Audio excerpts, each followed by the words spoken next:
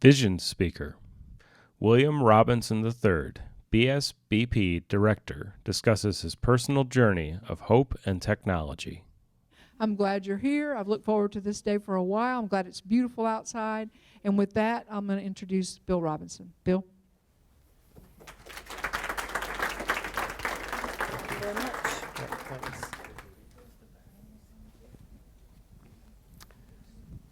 Well, thank you for that great introduction, and I want to thank and echo what Josie said about the team that put this together, volunteers and staff.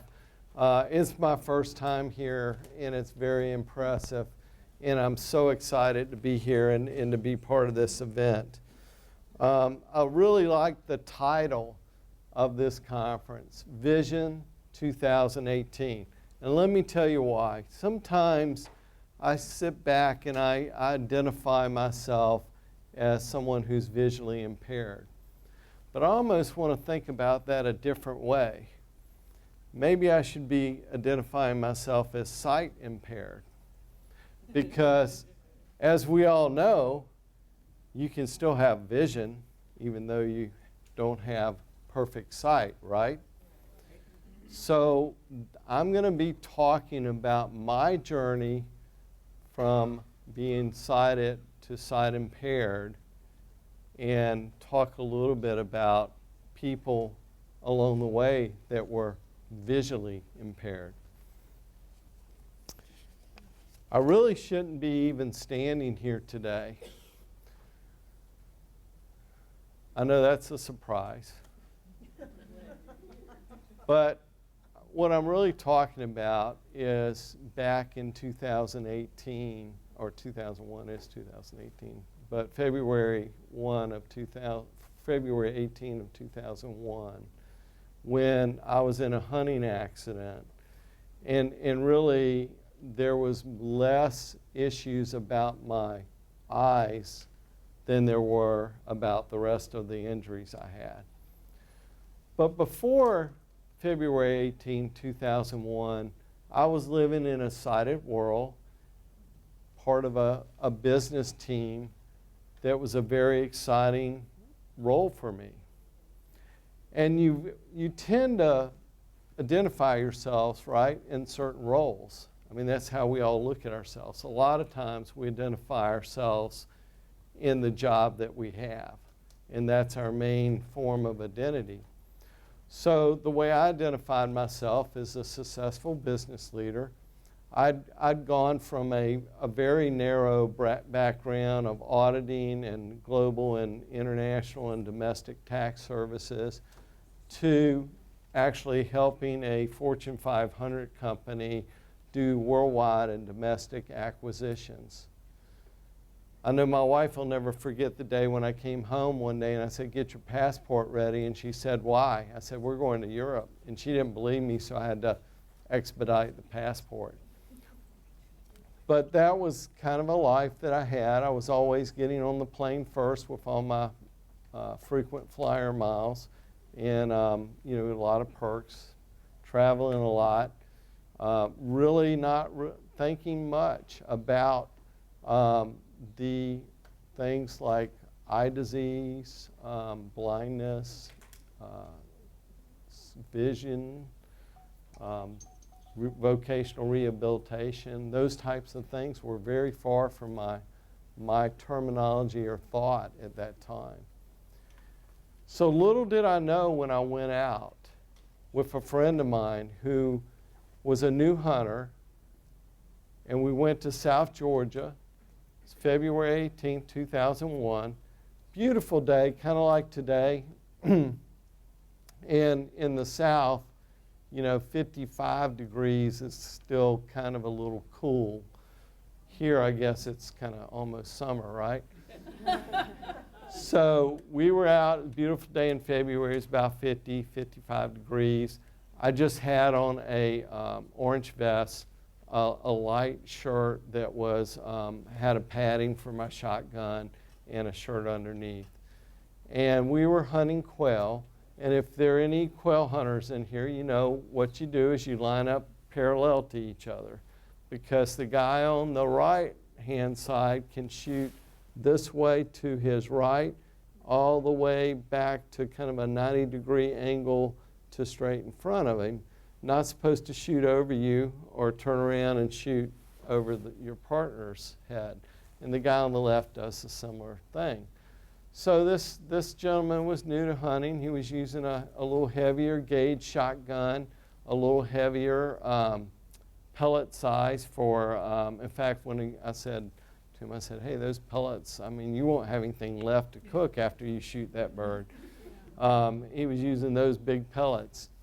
And as we were going down this field, he had a bird that the dog pointed on, and he took a chance to let the dog point and flush it, and I was standing there looking at him and said, well, I don't have a shot because, you know, it's on his side of the field, and we were about 14 yards apart, which is pretty close in shotgun type range.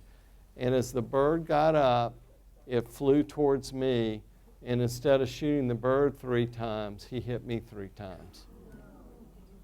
So the first shot hit me right here in the gut, which the second shot hit me mostly in my chest here and down my arm. And then the last shot must have gone high, but I had some sunglasses on, and all I know is it got dark and I lost consciousness. Now, I didn't know why it got dark, and I didn't feel any pain. In fact, I never even heard the gun go off. But 2 days later, when I woke up in the hospital, I learned that not only had I been almost mortally wounded, but I had lost sight at that point in both eyes. Now, it's important to think about what you want and how you view life.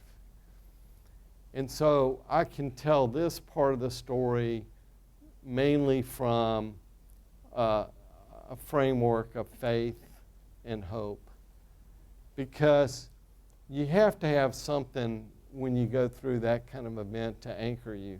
And I was very fortunate that I did have some faith to hold on to that provided some hope.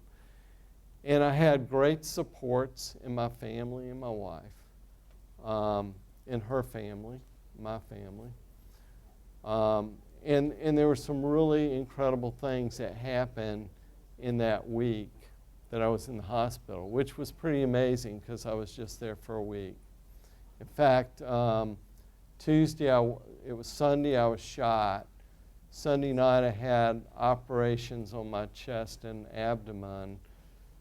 Monday, I was in 8.5 hours of surgery on both eyes. And then Tuesday was when I don't even remember when I woke up, but I woke up. And then they had all kinds of little cords running out of me and nice little beepers and things going off.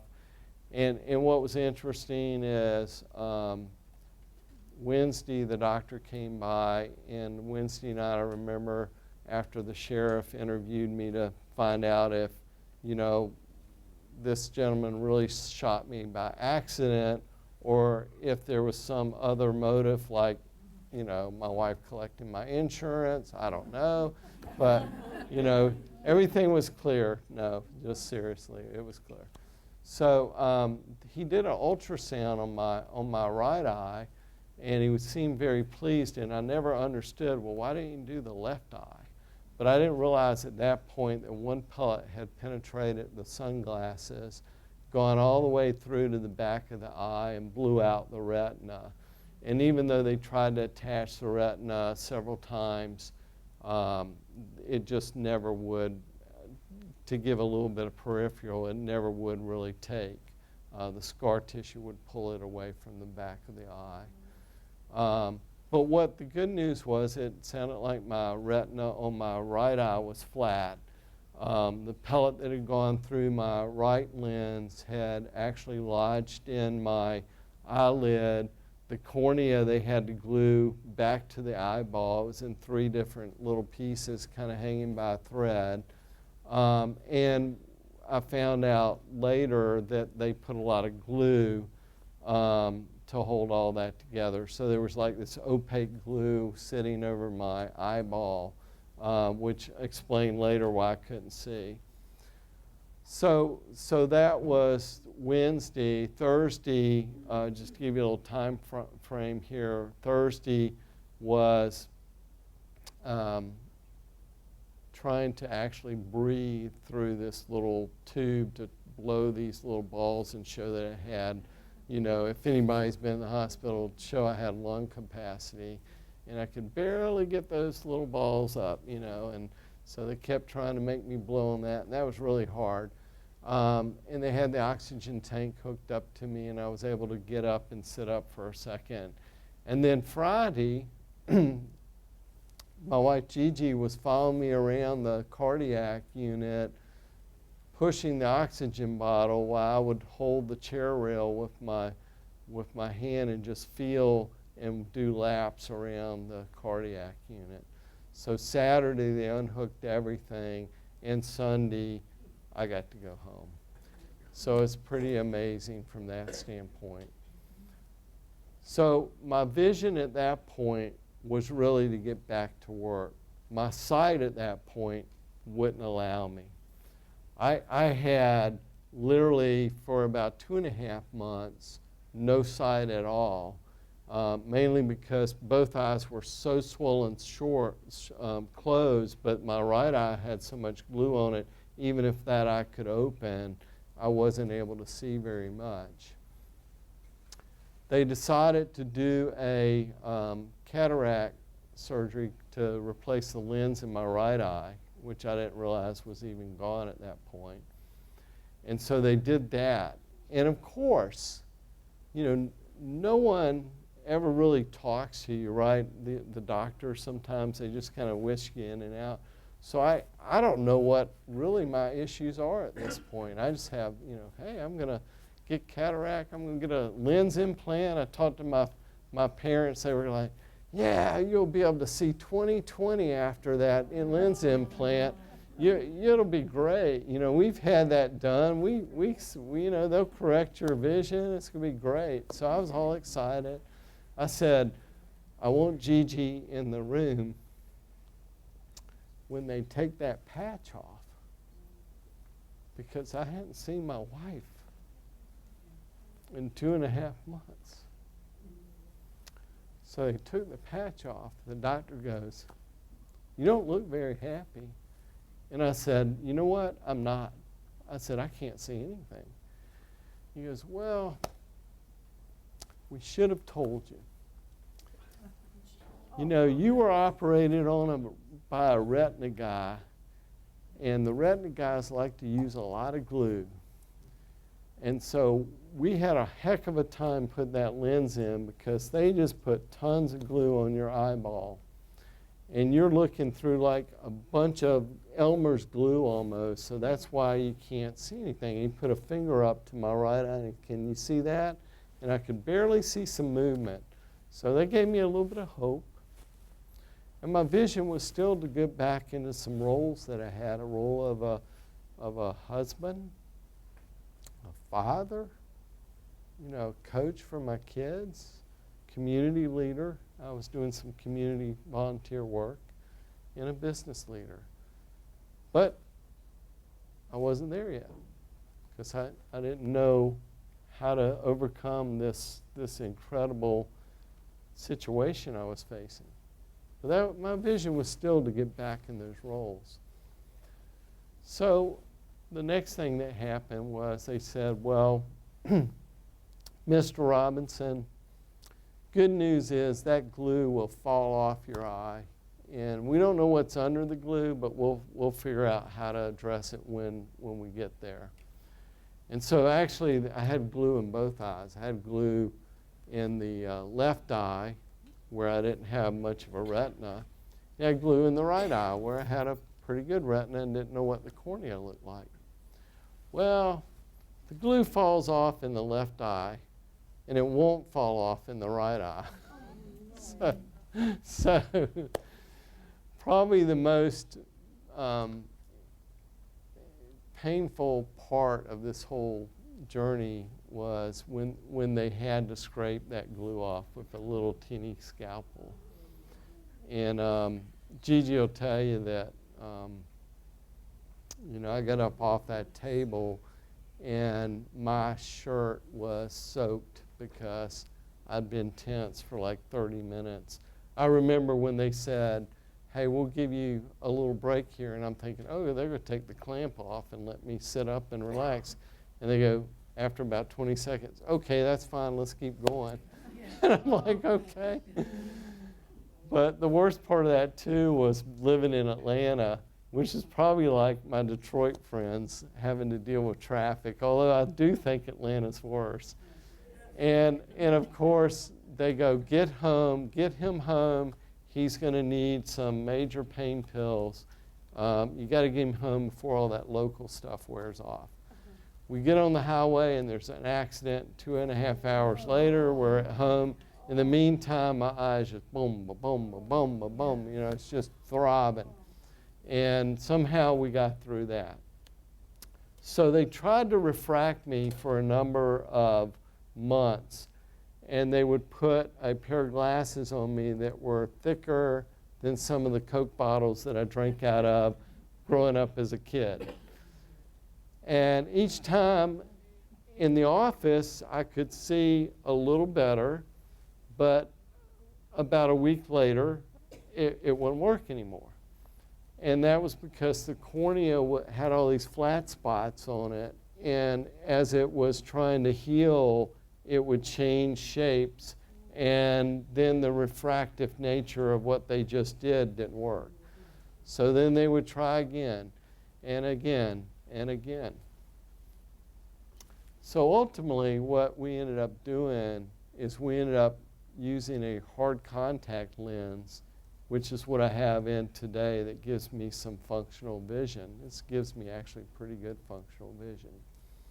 And that hard contact lens smooths over the irregular surface of the cornea and the tears filled behind it, so that it creates at least a little bit of proper refractive properties of the lens on the cornea, so that it focuses on the retina. But the things I still have to be aware of is the fact that glare is very difficult. So outside, changing from inside to outside, I have that photo recovery time where it's just kind of a temporary blindness, and then bright light in general is glare. It doesn't hurt, but it just, bright enough light will. And then I have the other opposite side where it gets dark. I lose the ability to really function very well at all. So, anybody with low vision that's ever been in a restaurant where it's dark, you know what I'm talking about, right? You're trying to look at that menu and you can't see what's on the menu because it's too dark. Or maybe, if you have one usable eye, maybe you're walking along and you see a yellow line and there may not be a step, but you're kind of doing like this. Is there something there or not? Because you lose a little bit of that depth perception. So I was fortunate in that even though no one ever introduced me to some of the great services we have here in the state of Michigan, for instance, with my BSBP team who's here, great resource. The libraries for the blind, great resource. The Detroit Receiving Hospital, great resource. National Federation for the Blind, great resource. Michigan Council for Blind and Visually Impaired, great resource. Leader Dogs, Kellogg Eye Institute, Ferris State. I mean, we could go on. But no one ever introduced me to that. So I was fortunate that there was a ex-VA teacher for the visually impaired that and vision rehab teacher that basically was working for Unum Life Insurance, and that was the disability company that I had worked with as a CFO with putting that in place for the company. So that was pretty incredible. And so this lady came to my home, and she was able to get some services for me. So we started out with some orientation and mobility services, and I was able to learn some white cane skills. And the tough part about that was the confidence, because Gigi's dad, who was living at the time, said, "Hey, I want to take everybody on a cruise." And I said, "I am not going on a cruise. I'm not falling off that boat." But my instructor said, "You are going on that cruise, and you will not fall off that boat." And you know what? He was right. And Gigi had learned a little sighted guide too, so she was able to help me at that point as well. And we really had a great time, so I was glad I did that. The next thing that we did is we did some Braille and Braille instruction. So I learned a little bit of Braille, and then as my eyesight got better, then we started using a little bit of technology. So the first, now this was a little while ago, it doesn't seem that long ago, but 2001 was a long time ago in the technology world, right? I mean, does anybody remember those little flip phones? That's in landlines. I mean, we had landlines and little flip phones. In fact, phones back then, if they were smaller, they were better, right? You didn't want these bigger phones. You want the little teeny ones. But that's what we were dealing with. So we didn't really have instruction on like mobile devices or iPads. I had this desktop computer, right, with this huge CRT type monitor that weighed probably 100 pounds. And my first assistive technology instructor taught me on Zoom text, so screen reader. And I found that very helpful. So I was learning a little bit there, getting a little bit of momentum going. And then they introduced me to a CCTV, which doesn't look like any of the CCTVs today. This thing was heavy. I'm telling you, it was heavy. And you had to put a monitor on top. There's another one of those big, heavy monitors. Some of you may remember those. Yeah, and so I got to use that. And the neatest thing about that is broccoli.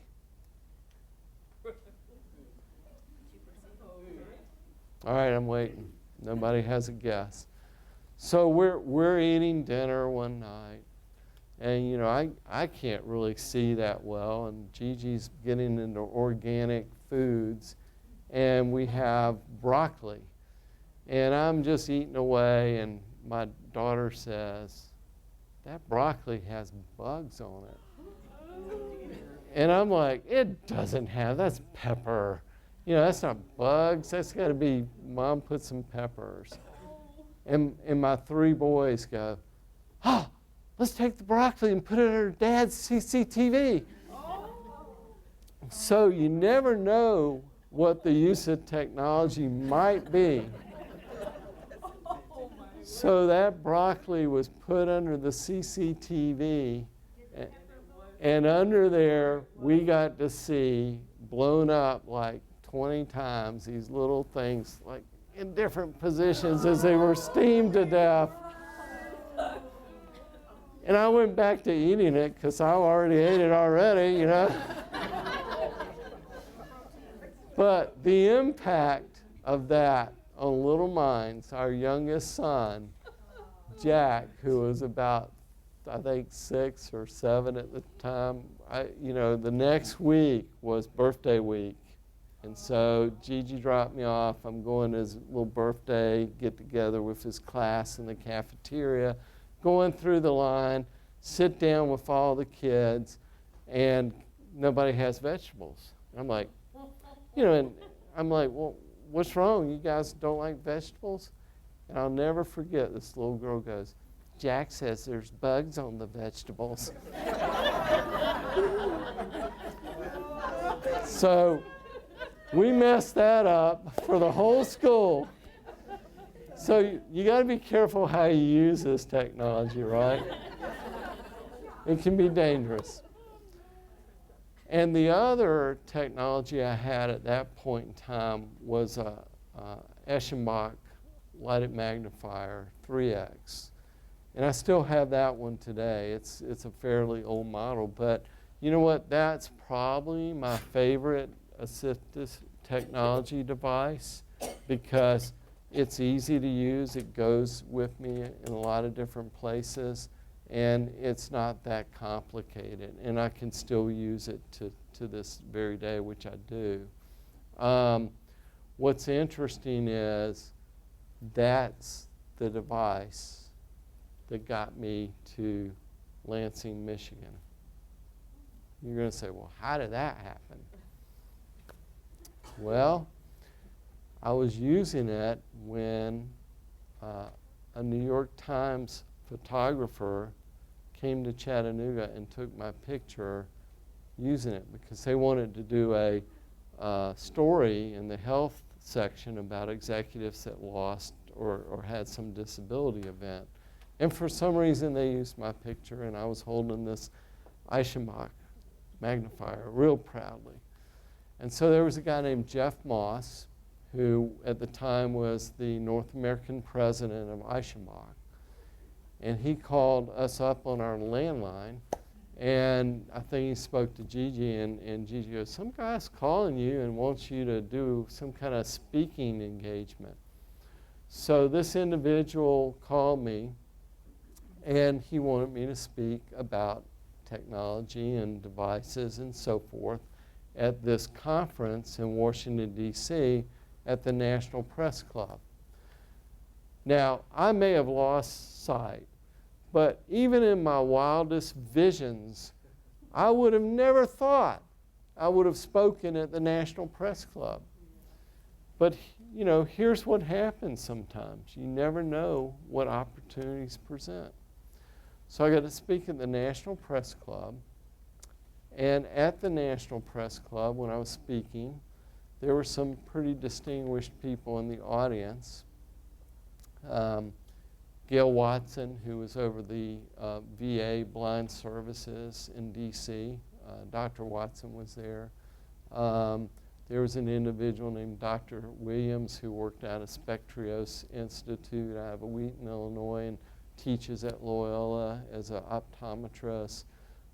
There was an ophthalmologist there named Dr. Lila Smoke, who works out of Henry Ford Health System. And there was a lady named Tara Cortez that at that point she was head of Lighthouse International in New York City. They've since merged with Lighthouse Guild is what it's called today, and she was teaching now at New York University. So these individuals approached me and said, hey, we really liked what you said, and we're looking for people to work with us on accrediting organizations that serve blind and low vision individuals. And I was like, well, I don't know anything about that, but I know standards because I've been a CPA for a number of years, and we have a number of standards. So I said, let me think about it. So I joined that board, and after working on that board for a while, I ended up working as the organizational head of it. I was doing some other business work. And you know, if you've been involved, and I hear Josie talk about taking over the Library for the Blind for Washtenaw County, once you've worked with people with sight impairment,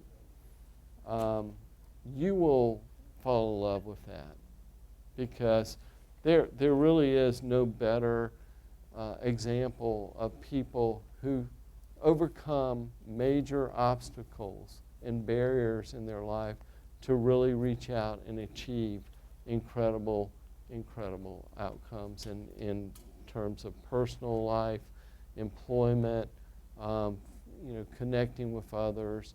And one thing I did learn, I learned that in this whole process that Gigi and I went through is you may not realize it, and maybe you don't even know because you have no sight at all, but people are watching you. For good or bad, they are. And they're drawing conclusions about, their own personal life, as well as their own personal goals, their own personal visions, from the examples that you set. And we want those to be positive. So that was really a lesson we learned, because we had so many people that came up afterwards that said, wow, that was great. But getting back to the story about how I got here. So after working for a while with this board, I get a call. It's March of 2016. My friends that are in Pennsylvania and work for Pennsylvania Association for the Blind are having the worst winter ever, I think, that year. And Dr. Moe calls me up and says, hey, would you like to come to Michigan? I said, I am not coming to Michigan. It is too cold there. And literally that's what I said, because we were in Tennessee and it was nice and warm, and we couldn't really visualize it, right? So I was bugged enough to where I went and actually did say, well, it's worth looking at. Did my application through civil service and came up here and talked to our department that were organized under licensing and regulatory affairs. And there were a couple people in there that I did an interview with, including Michael Hudson, who is at Michigan State University.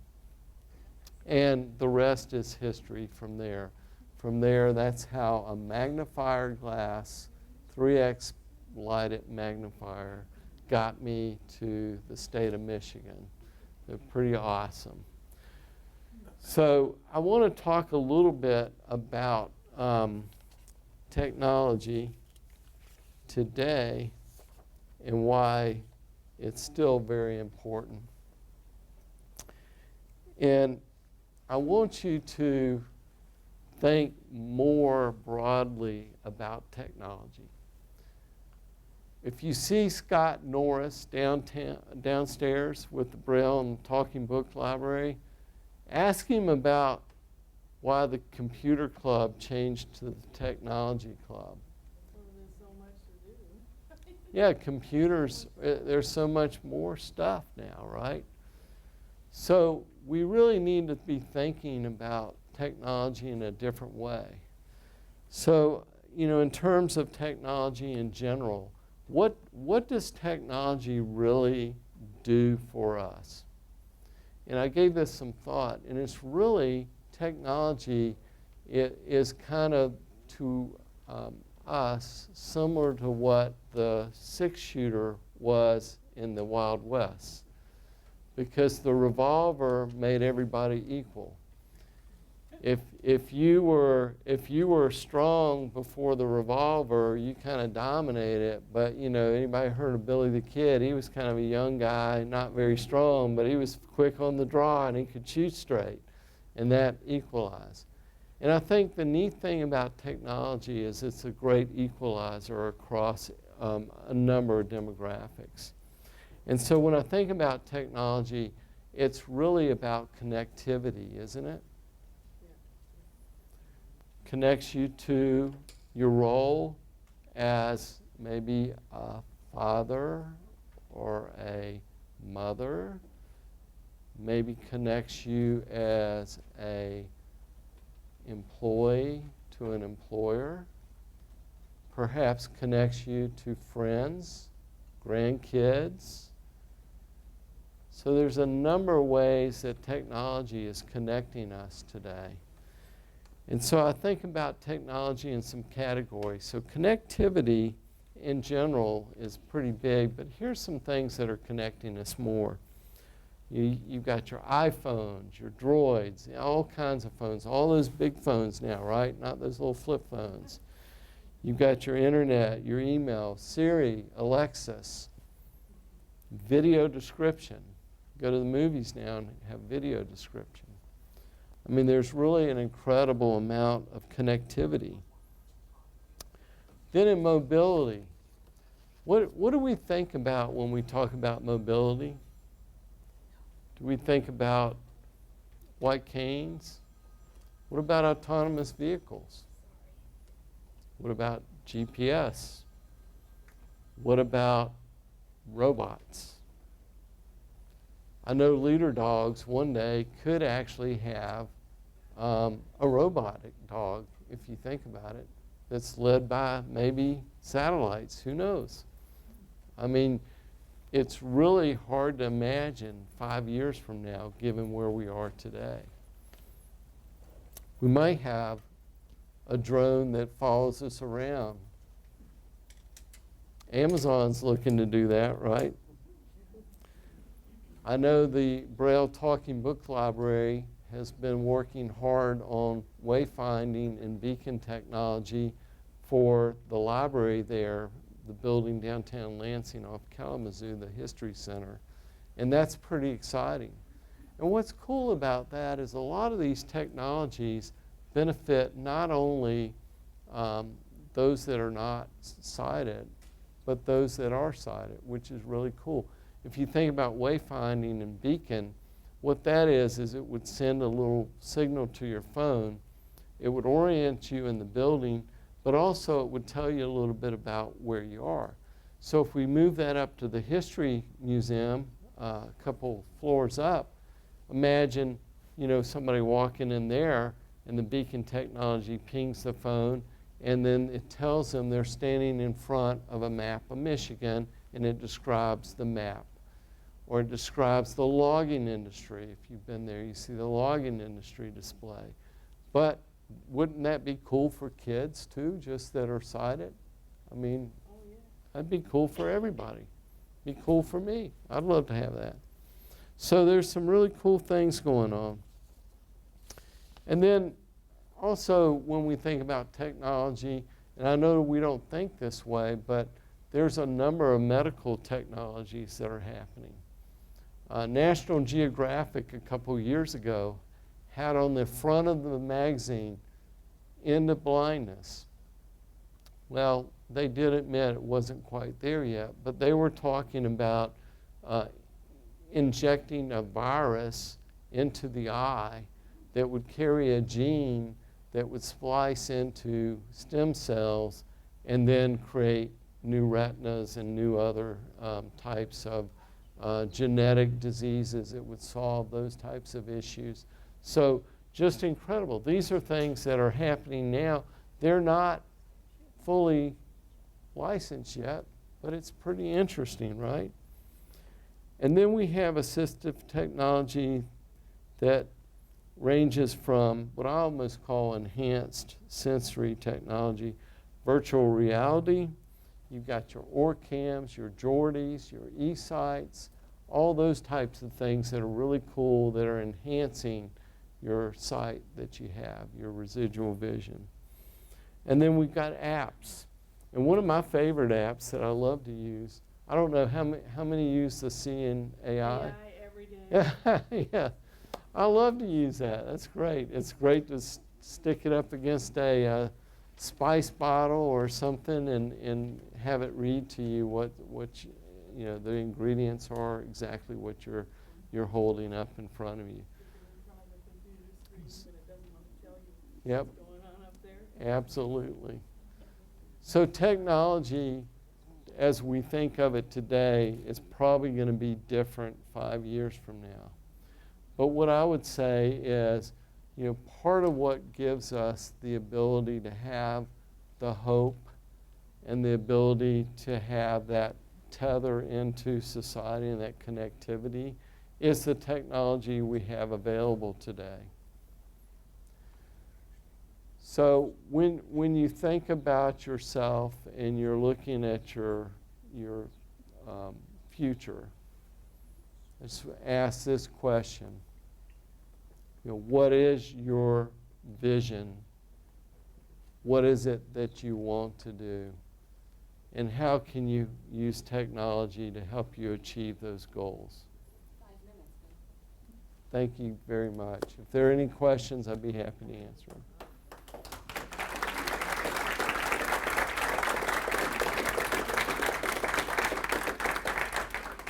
This program was recorded on May 16th, 2018 at the Ann Arbor District Library.